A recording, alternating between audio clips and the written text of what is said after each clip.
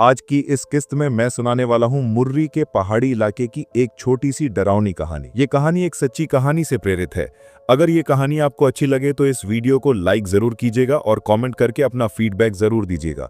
चलिए बिना किसी देरी के कहानी शुरू करते हैं। मेरा नाम सलमान राजपूत है और आज जो कहानी मैं आपको सुनाने वाला हूं उसे सुनकर आप सिहर उठेंगे। आज से ठीक 17 साल पहले की बात है। उस जमाने में मैं 20-22 साल का था और पढ़ाई के साथ साथ अपने करियर को लेकर सोच विचार कर रहा था। तभी अचानक मुझे मेरे जीवन का ऐसा अनुभव हुआ जिसे मैं आज तक चाहकर भी भुला नहीं पाया। उस दिन की शुरुआत आम सी थी, लेकिन अंत इतना भयानक और दहला देने वाला था कि उसके बारे में सोचकर आज भी मेरे रोंगटे खड़े हो जाते हैं। ये बात तब की है जब मेरी दादी का निधन हो गया था। वो मेरे लिए सिर्फ दादी नहीं थी, बल्कि माँ से भी ज्यादा करीब थी। बचपन में जब जब मैं बीमार पड़ता, माँ से पहले मेरी दादी मेरी देखभाल करती थी। उनकी गोद में मुझे अजीब सी तसल्ली महसूस होती। दादी का घर मुर्री के एक हिल स्टेशन में था।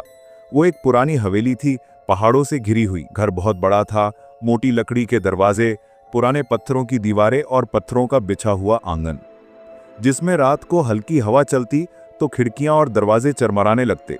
हवेली की बनावट ही कुछ ऐसी थी कि दिन में तो रोशन लगती, लेकिन रात को जैसे ही अंधेरा छाता, हवेली अजीब सी सोनी लगने लगती थी। दादी की मौत के बाद पूरे परिवार को 13वीं तक वहीं रुकना था। रिश्तेदार दूर दूर से आए थे। दिन में सब लोग एक साथ बैठकर बातें करते, पर रात को जब अंधेरा होता, हर कोई जल्दी जल्दी अपने कमरे में चला जाता। मैं उस हवेली के नीचे ग्राउंड फ्लोर वाले कमरे में ठहरा था। ऊपर वाले कमरों में चाचा चाची और उनके बच्चे सोते थे। मेरे कमरे के बिल्कुल बगल में एक बंद कमरा था, जिसके बारे में सब कहते थे कि वो मेरे सबसे छोटे चाचा का था, जो कई साल पहले गुजर चुके थे। उनकी मौत भी रहस्यमयी थी। दादी की चिता को आग दिए हुए कुछ ही दिन हुए थे।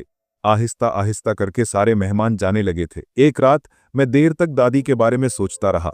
दादी की हंसी, उनकी कहानियां, उनका मुझे गोद में झुलाना, ये सब सोचकर मेरी आंखें नम हो गईं और आखिरकार मैं थक कर सो गया। रात के लगभग 12 बजे मुझे अचानक ऐसा लगा कि कोई मेरे बिस्तर के पास खड़ा है। मैं चादर सिर तक खींचकर लेटा हुआ था। मेरा दिल जोर जोर से धड़कने लगा, क्योंकि मुझे मालूम था कि मैं कमरे में बिल्कुल अकेला हूं। पर मुझे ऐसा महसूस हो रहा था कि मेरे बिस्तर के ठीक बगल में कोई खड़ा है। मैंने हिम्मत जुटाकर चादर हटाई, पर वहां कोई नहीं था। मैंने गहरी सांस ली, खुद को समझाया कि शायद मैंने कोई सपना देखा होगा या फिर ये मेरा वहम होगा।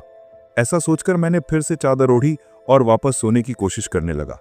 लेकिन तभी मुझे हवेली के बाहर से बर्तनों के खड़खड़ाने की, बर्तनों के बजने की आवाजें आने लगी, जैसे कोई आंगन में बर्तन उठा उठाकर इधर उधर रख रहा हो।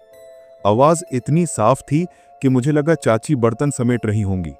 मैंने घड़ी देखी, रात के 12:05 हो रहे थे। मैंने सोचा बाथरूम चला जाऊं। बाथरूम आंगन के कोने में था। मैंने दरवाजा खोला और बाहर झांका। आंगन में सन्नाटा था, ना बर्तन ना ही कोई इंसान। सारी लाइटें भी बंद थीं। चारों तरफ गहरा अंधेरा था। मेरे दिल में हल्की सी घबराहट हुई, क्योंकि अभी कुछ सेकंड पहले हवेली के बाहर मुझे बर्तनों की आवाज आ रही थी। चाचा लोग होंगे सोचकर मैं कमरे से बाहर निकला, क्योंकि मुझे बाथरूम जाना था और अकेले जाने में मैं पहले से ही डर रहा था। लोग हैं सोचकर मैं बाहर तो आ गया, लेकिन जब मैंने बाहर किसी को नहीं देखा तो मेरा दिल जोर जोर से धड़कने लगा। अब बाथरूम जाने की मेरी हिम्मत नहीं हुई। मैं बाथरूम गए बिना ही कमरे में लौट आया और दरवाजा बंद कर दिया। लेकिन जैसे ही मैं मुड़ा, मैंने देखा उस कमरे की खिड़की खुली हुई थी।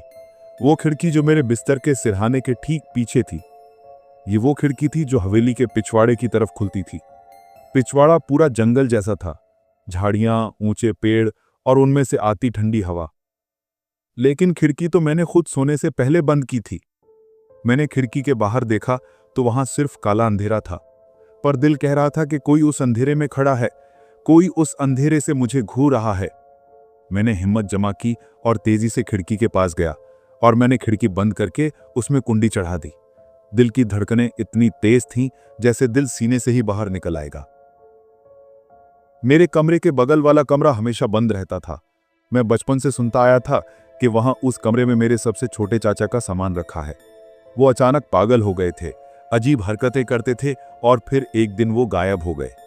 उन्हें पूरे गांव में ढूंढा गया, सभी रिश्तेदारों के घरों में भी पूछा गया, मगर वो कहीं नहीं मिले। फिर एक दिन गांव की कुछ औरतों ने, जो जंगल में सूखी लकड़ियां लेने गई थीं, उन्होंने बताया कि पहाड़ के पीछे खाई में एक लाश पड़ी है, जब दादी और चाचा उस लाश को देखने गए तो पता चला कि वो मेरे सबसे छोटे चाचा थे। कुछ इस तरह उनकी मौत हुई थी। दादी उस कमरे को ताला लगाकर रखती थी, कहती थी कि इसमें उनके सबसे छोटे बेटे की यादें हैं। उस रात मुझे ऐसा लग रहा था कि वही चाचा उस कमरे से बाहर निकलकर मेरे पास खड़े थे। काफी देर तक डरते डरते मैं लेटा रहा और कब नींद लगी पता ही नहीं चला। लेकिन अचानक कानों में एक आवाज आई, सलीम, ओ सलीम, जैसे कोई मेरे कान के बिल्कुल पास फुसफुसा रहा हो। मैं हड़बड़ाकर उठा। मैंने देखा वो खिड़की फिर से खुली हुई थी। उस खुली खिड़की को देखकर मैं एक बार फिर डर के मारे सहर उठा। मुझे याद था खिड़की मैंने अच्छी तरह बंद की थी और कुंडी भी चढ़ाई थी। इस बार मैंने जाकर जोर से उस खिड़की को बंद किया और कुंडी को भी कसकर चढ़ा दी, और मैंने ये पक्का इरादा किया कि वो खिड़की दोबारा नहीं खुलेगी। उसके बाद मैंने भगवान का नाम लिया और बिस्तर पर लेट गया। सुबह दरवाजे पर दस्तक हुई। मेरी आंख खुली तो देखा खिड़की की दरारों से रोशनी अंदर आ रही थी। घड़ी में देखा तो सुबह के 8 बजे थे। मैं दरवाजे पर गया। मैंने दरवाजा खोला। मेरे चाचा की बेटी चाय लेकर खड़ी थी। मैंने उससे पूछा, कल रात आंगन में बर्तन कौन हिला रहा था? वो बोली, कोई नहीं, हम तो 10 बजे ही सो गए थे। फिर मैंने चाची से पूछा, उन्होंने भी वही कहा। लेकिन फिर जैसे ही मैंने उन्हें सारी बातें बताईं, खिड़की का खुलना, वो फुसफुसाहट और बाहर से आती बर्तनों की आवाजों के बारे में भी, तो चाचा और चाची एक दूसरे का मुंह देखने लगे। उनके चेहरे के भाव बदल चुके थे। चाचा बोले, तो आज रात हमारे साथ ऊपर वाले कमरे में सो जाना, नीचे इस कमरे में मत रहना। उनकी आवाज में कुछ ऐसा था गोया वो बहुत कुछ जानते हैं लेकिन बताना नहीं चाहते। दिन में चाची मुझे आंगन में अकेली मिली। वो मुझसे आहिस्ता से बोली, देखो सलमान, तुम अभी नए नए आए हो, डरना मत। पर एक बात सच है, तुम्हारे छोटे चाचा वो आज भी यहीं हैं। अगर वो दिखाई दें तो चिल्लाना मत, चीखना मत। ये सुनकर मेरे रोंगटे खड़े हो गए। मैंने कहा, क्या मतलब? उन्होंने आहिस्ता से कहा, उनकी मौत के बाद से ही कभी आंगन में बर्तन हिलाना, कभी खिड़की पर खड़ा होकर झांकना, वो सब उन्हीं का काम है। औरतें अकेली दिखाई दें तो उन्हें और डराते हैं। एक बार तो जब मैं गर्भवती थी, उन्होंने मुझे सीढ़ियों से नीचे धक्का दे दिया था। मेरा बच्चा मर गया। चाची की बात सुनकर मेरे पैरों तले जमीन खिसक गई। मेरा गला सूख गया। जिस घर को मैं हमेशा प्यार और अपनेपन का घर मानता था, उसी में ऐसा रहस्य छुपा था, एक भयानक रहस्य। उस रात जब मैं ऊपर जाकर चाचा चाची के कमरे में सोया तो एक राहत महसूस हुई, क्योंकि मैं अकेला नहीं था। पर मन में सवाल गूंज रहा था, क्या सचमुच मेरे चाचा की रूह अभी भी उसी हवेली में है? नींद आई, लेकिन बेचैनी ने चैन नहीं लेने दिया। हर छोटी सी आवाज पर मैं चौंक जाता। दिन के समय सब कुछ आम सा लगता। बच्चे खेलते, महिलाएं रसोई में काम करती, चाचा खेत देखने जाते, हंसी ठिठोली चलती। लेकिन जैसे ही सूरज ढलता, हवेली का माहौल बदल जाता। पुराने लकड़ी के दरवाजे चरमराने लगते, दीवारों से नमी की बू आने लगती और हवा चलने पर खड़खड़ाहट डरावनी लगने लगती। रात का सन्नाटा गोया किसी गैर मौजूद ताकत को जगह देकर हमें घूरने लगता। एक रात जब मैं ऊपर चाचा चाची के कमरे में सोया हुआ था, रात को मुझे प्यास लगी। मैं उठा और खिड़की के पास रखी मेज के ऊपर पानी के जग से पानी पीने लगा। तब मेरी नजर खिड़की से बाहर गई तो हवेली के पीछे काले अंधेरे में मुझे कुछ हिलता सा दिखाई दिया। गौर से देखा तो महसूस हुआ जैसे अंधेरे में कोई खड़ा है। मैंने ध्यान से देखा, कोई तो जरूर खड़ा था। एक लंबा, दुबला पतला इंसान। अंधेरे की वजह से सब धुंधला सा था। मेरे दिल की धड़कन तेज हो गई। मैं चिल्लाने ही वाला था कि वो शख्सियत आहिस्ता आहिस्ता पीछे हटकर अंधेरे में गुम हो गई। मैंने चाचा को जगाना चाहा, पर हिम्मत नहीं हुई, कहीं वो मुझे ही डरपोक ना समझें। इसलिए मैंने उनसे कुछ नहीं कहा। अगले दिन दोपहर में मैं छत पर बैठा अखबार पढ़ रहा था। अचानक मेरी पीठ पर कुछ जोर से आकर टकराया, जैसे कोई छोटा सा पत्थर। मैंने मुड़कर देखा तो पाया मेरे पैर के पास एक अखरोट पड़ा हुआ था। मैंने सोचा शायद पेड़ से टूटा होगा, पर तभी फिर से ठक ठक ठक करके 3 अखरोट मेरे पैरों के पास आकर गिरे। मैं गुस्से से उठकर छत के कोने की तरफ गया। सोचा नीचे से कोई ऊपर अखरोट फेंक रहा है, क्योंकि हवेली के पीछे ही एक अखरोट का पेड़ था। मुझे लगा कोई बच्चा मेरे साथ मजाक कर रहा है, लेकिन जब मैंने देखा तो पाया वहां कोई नहीं था। जब वापस मैं अपनी कुर्सी पर लौटा तो मेरी आंखें फटी की फटी रह गईं। कुर्सी पर ढेर सारे अखरोट रखे हुए थे, इतने सारे कि एक पल को लगा किसी ने जानबूझकर वहां रखे हों। मैंने वो अखरोट जेब में भरे और नीचे आंगन में आकर सबको दिखाए और कहा, ये मजाक किसने किया है मेरे साथ? मुझ पर किसी ने अखरोट मारे। सबने हंसते हुए बात टाल दी। मेरे चाचा बोले, अखरोट पेड़ से गिरे होंगे भांजे। लेकिन चाची का चेहरा गंभीर था। उन्होंने आहिस्ता से कहा, उन्हें रख लो, मान लो कि तुम्हारी दादी ने दिए हैं। उनकी ये बात सुनकर मैं सन्न रह गया। सचमुच दादी हर साल अखरोट तोड़कर मेरे लिए शहर भेजती थीं। दादी की याद आते ही मेरी आंखें नम हो गईं। उस रात मैं ऊपर ही सो रहा था चाचा के कमरे में। चाची अपनी बेटियों के साथ दूसरे कमरे में सो रही थीं। लेकिन अचानक आधी रात को टड़-टड़ की आवाज आई, जैसे कोई दरवाजा पीट रहा हो। मुझे पहले लगा कि शायद चाची या उनके बच्चे होंगे, पर जब मैंने आवाज दी और पूछा कि कौन है, तो बाहर से कोई जवाब नहीं आया। मेरी आवाज सुनकर चाचा ने करवट बदली, पर वो उठे नहीं। मैं डर के मारे पसीने पसीने हो गया।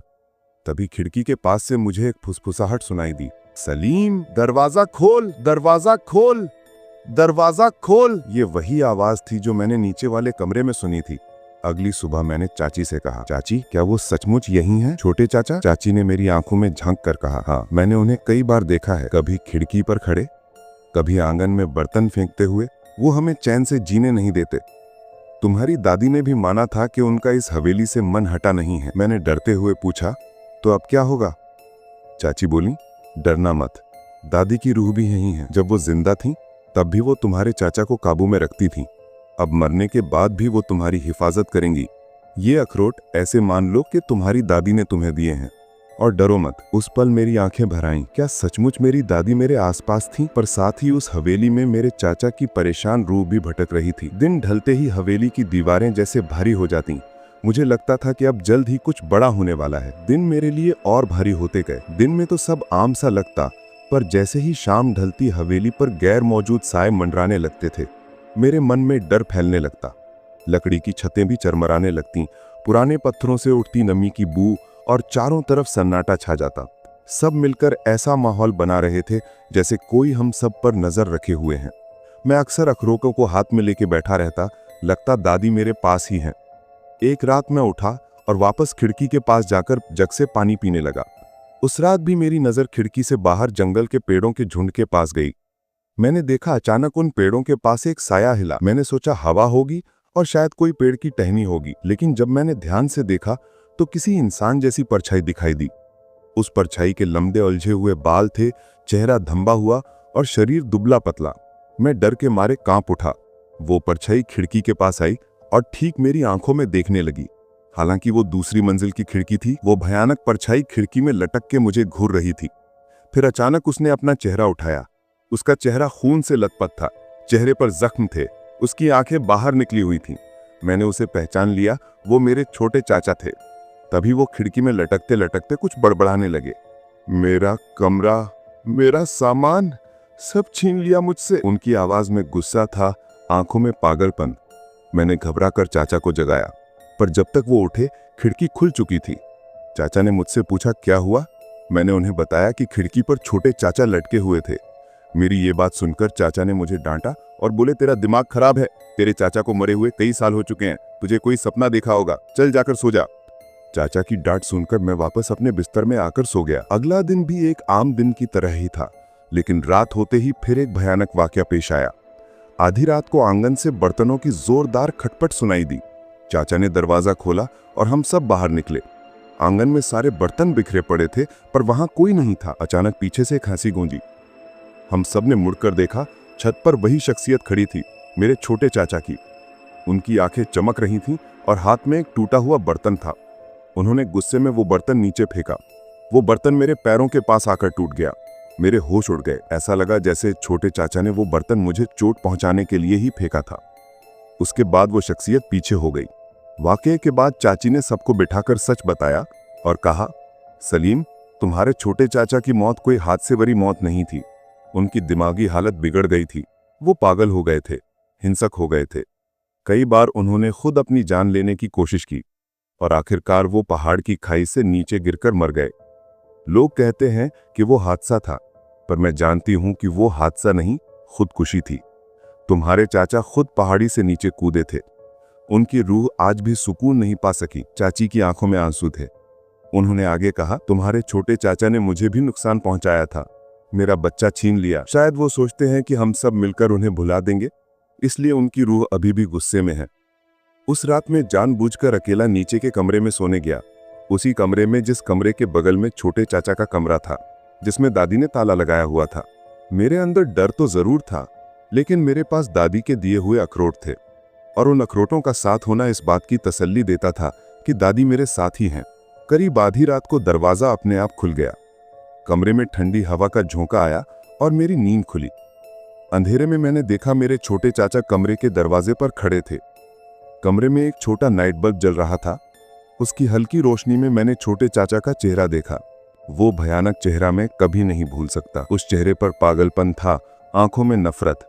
उन्होंने धीमी आवाज में कहा, ये मेरी हवेली है, तुम सब चले जाओ यहां से, वरना मैं चैन से नहीं रहने दूंगा। मैं डर के मारे कांपने लगा। तभी अचानक कमरे की खिड़की से हल्की रोशनी अंदर आई, जैसे कोई दिया जल रहा हो। उस रोशनी में मुझे मेरी दादी का चेहरा दिखाई दिया। वो मुस्कुरा रही थी, उनकी आंखों में मोहब्बत थी। वो बोली, डरना मत, मैं तेरे साथ हूं, तुझे कुछ नहीं होगा। चाचा की रूह और दादी की रूह अब आमने सामने खड़ी थीं। एक तरफ गुस्सा और नफरत, दूसरी तरफ मोहब्बत और सुकून। कमरे में अजीब सी गूंज उठी। बर्तन अपने आप हिलने लगे, खिड़की दरवाजे खड़खड़ाने लगे, बाहर हवा तेज हो गई। दादी ने अपना हाथ बढ़ाया और छोटे चाचा की तरफ इशारा किया। उनकी आवाज में दृढ़ता थी, बस करो, अब बहुत हो चुका, जाओ सुकून से रहो। छोटे चाचा का चेहरा बदलने लगा, गुस्सा कम होता गया और उनकी आंखों में एक अजीब सी शांति दिखाई दी। वो धीरे धीरे पीछे हटे और अंधेरे में गुम हो गए। दादी ने मेरी तरफ देखा, एक आखिरी मुस्कुराहट दी और फिर वो रोशनी भी गायब हो गई। कमरा फिर से शांत हो गया, सिर्फ मेरे दिल की धड़कनें सुनाई दे रही थीं। मैंने गहरी सांस ली। डर तो था ही, लेकिन उसके साथ एक अजीब सी राहत भी थी। ऐसा लग रहा था जैसे सालों का एक बोझ उतर गया हो। उस रात के बाद हवेली में कुछ बदल सा गया। वो भारीपन, वो डरावना माहौल धीरे धीरे गायब होने लगा। बर्तनों की आवाजें आनी बंद हो गईं, खिड़कियां अपने आप नहीं खुलती थीं और वो फुसफुसाहट भी चली गई। ऐसा लगता था जैसे छोटे चाचा की रूह को आखिरकार सुकून मिल गया था। शायद दादी ने ही उन्हें शांत किया था। कुछ दिन बाद मैंने वो हवेली छोड़ दी, लेकिन उस रात का अनुभव, दादी की मोहब्बत भरी मुस्कुराहट और छोटे चाचा का वो भयानक चेहरा, ये सब आज भी मेरे जहन में ताज़ा